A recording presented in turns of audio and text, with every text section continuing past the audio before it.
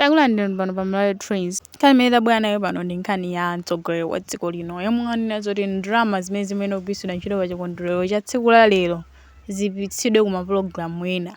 Kodi mwayitsatira imeneyo? Ngati simunayitsatire takhani pomwepo kuti tikufotokozereni. Koma no mukutero tapangani subscribe kwa amene simunapange subscribe kuti nkhani ngati zizikupezani pafupipafupi. So dziko la Malawi lakwanitsa zaka 62 chitengereni ufulu odzilamulira tokha.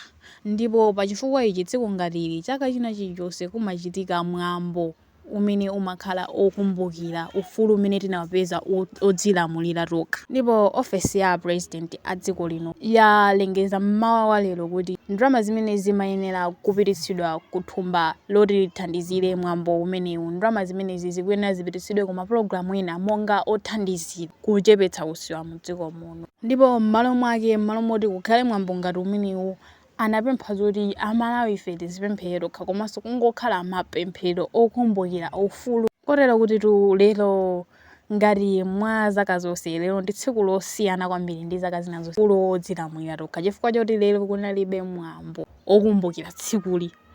Ndi chifukwa chake anangonena zoti kukhale mapemphero. Monga tonse tikudziwa kuti dzikoli likukumana ndi mavuto osiyanasiyana pachifukwa ichi a president a dziko lino anapempha kuti ndalama zithandizire ku mapulogalamu ena omwe atathandize kuchepetsa usiwa.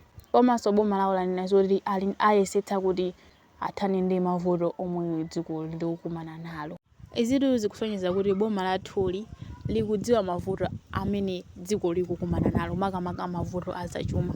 Komanso potengera ndi mfundo imene inaperekedwa kuti ndalama zipititsidwe ntchito ina, mfundo ikusonyeza kuti boma ndilodzipereka kugwira ntchito zopititsa patsogolo zofuna za amalawi makamaka kukwaniritsa zosowa za amalawi. Komanso iyi ndi mfundo ina yosonyeza kuti dziko lathuli lili lokonzeka kudziyimira palo kumadzipangira china chilichonse tokha. M'malo moti tidalire ndalama zochoka kunja, ndalama zimene timakabwereka ku mayiko akunja, m'malo mwake tizigwiritsa ntchito ndalama zathu.